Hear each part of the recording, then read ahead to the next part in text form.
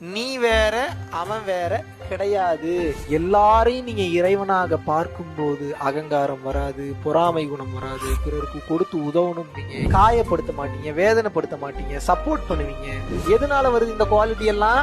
அதுவும் நான் தான், அதுவும் இறைவன் தான் பாக்குறதுனால வருது. உங்க பொண்டாட்டி உங்களுக்கு சுத்தமா பிடிக்காதுன்னு வச்சுக்கோங்க. அது உடலா பார்த்து பார்த்து என்ன ஆகி போச்சு அப்படின்னா, உங்களுக்கு அவங்க பண்ண மிஸ்டேக்ஸ், பேசின பொய், லொல்லுத்தனம் எல்லாம் கண்ணு முன்னாடி வந்து போகுது. எவ்வளவு சண்டை போட்டுக்கிட்டும், எவ்வளவு கஷ்டப்படுத்திருக்கட்டும், எவ்வளவு வேதனைப்படுத்திருக்கட்டும், அது ஒரு உயிரா பாருங்க. பாவம், அதுவும் ஒரு உயிர். அது ஏதோ அது இந்த உலகத்துல வாழ்றதுக்காக வந்துருக்கு.